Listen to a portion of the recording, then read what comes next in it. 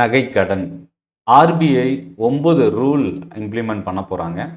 இந்த ரூல்ல யார் யாருக்கு என்ன பாதிப்பு? ரொம்ப முக்கியமா இதில கவனிக்க வேண்டியது என்னன்னா, ரொம்ப குறைவான நகைக்கடன் வாங்குறவங்களுக்கு பெரிய பிரச்சனை இருக்கு. ஏன் இந்த ரூல் எடுத்துட்டு வரணும்? ஸோ, இப்போ ஆல்ரெடி வந்து பார்த்தீங்கன்னா, ஏப்ரல்ல வந்து ஆர்பிஐயோட நோட்டிஃபிகேஷன்ல பப்ளிக் அண்ட் கம்பெனிஸ்ட்ட இருந்து ஃபீட்பேக் கேட்டிருந்தாங்க இந்த ரூலுக்காக. பட் இப்போ இந்த டைம்ல இந்த நகை கடனுக்கான ரூல இம்ப்ளிமெண்ட் பண்றதுக்கு காரணம் என்ன? இது என்ன மாரி விளைவை ஏற்படுத்தும்? லோன் வாங்குறவங்களுக்கு என்ன பாதிப்பு? லோன் குடுக்குற கம்பெனிஸ்க்கு என்ன பாதிப்பு? இத பத்தி தான் இந்த வீடியோல பார்க்க போறோம். இதுல ரொம்ப முக்கியமான ஒரு விஷயம் என்னன்னா, இதுக்கப்புறம் லோன் வாங்கணும், நகை கடன் வாங்கணும்னு நெனைக்கிறவங்களுக்கு பெரிய பிரச்சனை எந்த மாதிரி வருதுன்றத விட, ஆல்ரெடி பேங்க்ல நகை கடன் வாங்கியிருக்கிறவங்க, நகைய அடகு வச்சு கடன் வாங்கியிருக்கிறவங்களுக்கு என்ன மாரி பிரச்சனை வர்றதுக்கு வாய்ப்பு இருக்கு? ஏன்னா, இது நம்ம மீட்கிறதுக்கான ஒரு ஒரு சில பிரச்சனைகள் இருக்கு. அது என்னன்றதையும் நம்ம இந்த வீடியோல பார்க்க போறோம். சென்னை ட்ரேடிங் அகாடமி தமிழ்ல ஸ்டாக் மார்க்கெட்ட லேர்ன் பண்றதுக்கான ஒரு பெஸ்ட் யூடியூப் சேனல். சப்ஸ்கிரைப் பண்ண மறந்துடாதீங்க. ஸோ, இப்போ ஃபர்ஸ்ட்டு என்ன விஷயம் அப்டின்னா, ஏன் ஆர்பிஐ இந்த ரூல எடுத்துட்டு வரதுக்கு காரணம் என்ன? முதல் ரீசன் என்ன அப்டின்னா, கோல்ட் பிரைஸு எதிர்பார்த்தத விட அதிகமா இன்கிரீஸ் ஆயிருக்கிறது முதல் காரணம். அ இப்போ பேங்க்ஸ்ல இருக்கிற கோல்டோட அவுட்ஸ்டாண்டிங் வேல்யூ பார்த்தீங்கன்னா, 9,24,000 கோடி ரூவா அளவுக்கு கோல்டு வந்து அவுட்ஸ்டாண்டிங் பேங்க்ஸ்ல இருக்கு. இல்ல கோல்டு பேங்க் என்பிஎஃப்சி சேர்த்து 2024 டிசம்பர் வரைக்கும் பார்க்கும்போது, அது 11,12,000 கோடி ரூவா அளவுக்கு இன்கிரீஸ் ஆயிருக்கு. இது வந்து பார்த்தீங்கன்னா, 2023 டிசம்பர்லேருந்து 8,4 லட்சம் கோடியிலேருந்து 11 லட்சம் கோடியா கிராஸ் ஆயிருக்கு. இது வந்து பார்த்தீங்கன்னா, 27% வந்து கிட்டத்தட்ட இன்கிரீஸ் ஆயிருக்கு. ஸோ, இந்த அளவுக்கு ஒரு பெரிய பணம் புழங்கக்கூடிய இந்த மாரி ஒரு அ ஃபினான்ஷியல் அசெட்ல ஆர்பிஐ ரெஸ்ட்ரிக்ஷன்ஸ் இல்ல ரூல் பாலிசிஸ் எடுத்துட்டு வரதுக்கான ஒரு பிளான் பண்ணியிருந்தாங்க. இதுல இன்னும் கவனிக்கக்கூடிய விஷயம், அவங்க இந்த பாலிசி இம்ப்ளிமெண்ட் பண்றதுக்கு, இல்ல இந்த பாலிசிய எடுத்துட்டு வரணும்னு நெனச்சதுக்கு இன்னொரு காரணம் என்ன அப்டின்னா, வாராக்கடன் இந்த நகைய அடகு வச்சு அது மூலியமா கடன் வாங்குறவங்களோட வாராக்கடன், அதாவது திருப்பி செலுத்த முடியாம போற அந்த வேல்யூ பார்த்தீங்கன்னா, 5,300 கோடி ரூவால இருந்து அப்ராக்ஸிமேட்டா 6,800 கோடி ரூவா அளவுக்கு இன்கிரீஸ் ஆயிருக்கு. ஸோ, இதுவும் ஒரு ஒன் ஆஃப் த ரீசனா பார்க்கலாம்.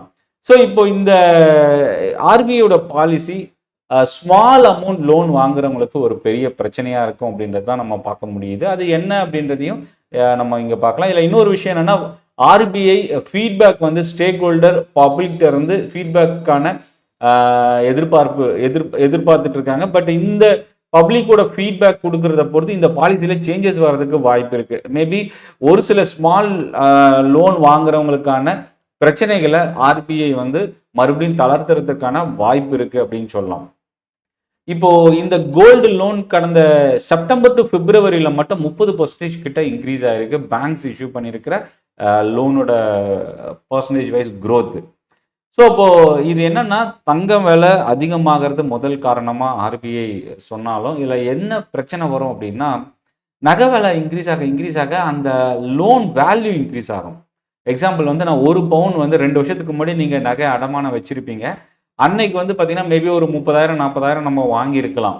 இப்போ வந்து அதோட வேல்யூ வந்து ஒரு 60, 70,000க்கு மேல வரும்பொழுது, ஒரு பவுனோட அந்த வேல்யூ இப்போ வந்து பார்த்தீங்கன்னா, மேலும் அதுக்கு அகைன்ஸ்டா இன்னும் மறுபடியும் லோன் வந்து இஷ்யூ பண்றேன்னு சொல்லி அவங்க எஸ்எம்எஸ் பேங்க்ஸ்லயோ, என்பிஎஃப்சிலேருந்து எஸ்எம்எஸ் வருது. அதுக்கப்புறம் அந்த அமௌண்ட்ட வந்து இன்கிரீஸ் பண்ணி மறுபடியும் இன்னும் அதிகமா அமௌண்ட் வாங்குறாங்க. வேல்யூ இன்கிரீஸ் ஆக. இந்த மாரி பிரச்சனைகள களையறதுக்கான ஆர்பிஐயோட ஸ்டெப்பு, அது பெரிய அதான் கிணறு தோண்ட பூதம் கிளம்புன கதையா பெரிய பிரச்சனைல வந்து நிக்குது அப்படின்றத பார்க்க முடியுது.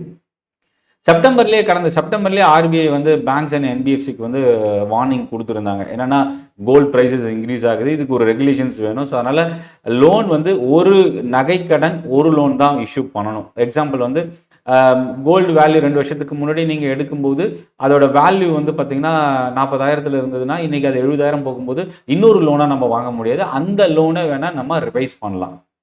இதுல ரொம்ப முக்கியமான ஒரு விஷயம் என்னன்னா, வெயிட் அண்ட் பியூரிட்டி தான் ரொம்ப இம்பார்ட்டன்ட் ஃபேக்டரா இருக்கு கோல்டு லோன்ல. ஏன்னா, எவ்வளோ வெயிட் இருக்கு, எவ்வளோ பியூரிட்டி இருக்கு. அந்த பியூரிட்டிக்கும் இப்ப இந்த பாலிசில ரெஸ்ட்ரிக்ஷன் எடுத்துட்டு வந்திருக்கிறாங்க. இன்னொரு பக்கம் வெயிட் வந்து ரொம்ப இம்பார்ட்டன்ட் ஃபேக்டராக இருக்கும். ஏன்னா 75% அளவுக்கு தான் லோன் இஷ்யூ பண்ணணும் அப்படின்றது இப்போ கொடுத்துருக்கிற புது ரூலில் வந்திருக்கிற ஒரு விஷயம்.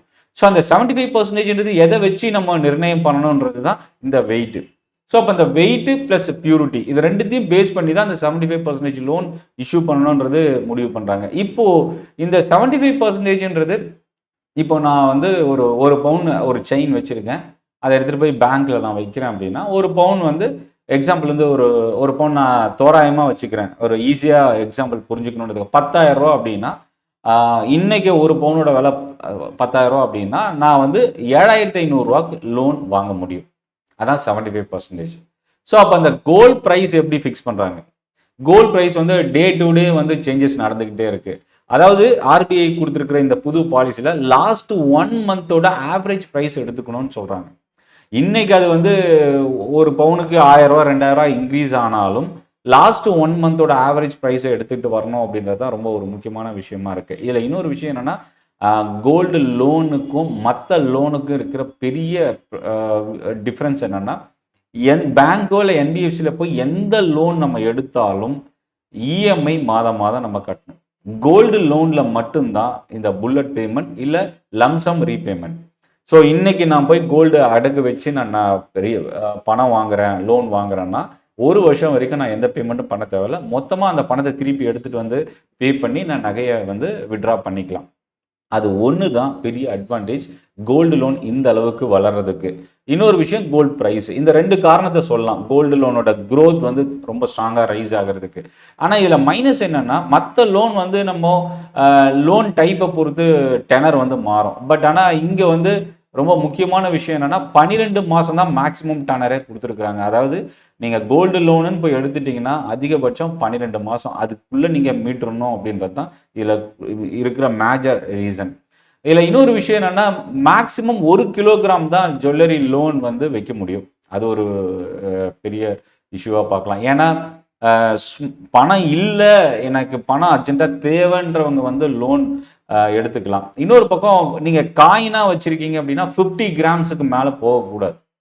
ஸோ அது ஒரு பெரிய ரெஸ்ட்ரிக்ஷனாக பார்க்கலாம். ஸோ அப்போ கோல்டு காயின் வந்து இப்போது நீங்கள் அடகு வைக்கிறதுக்கு வாங்குறது இல்லை அப்படின்றது தான் இது மூலயமா நமக்கு தெரியுது. ஸோ அப்போ நீங்கள் காயினாக வாங்கி வச்சுருக்கீங்க அப்படின்னா அவசரத்துக்கு அடகு வைக்க முடியாது. அதே மாதிரி 22 கேரட் மினிமம் பியூரிட்டி இருக்கணுன்றதை கொடுத்துருக்குறாங்க. இல்லை இன்னொரு விஷயம் என்னென்னா, கோஆபரேட்டிவ் பேங்க்ஸு ரீஜனல் ரூரல் பேங்க்ஸுக்கு 5 லட்சம் தான் மேக்ஸிமம் கேபே கொடுத்துருக்குறாங்க.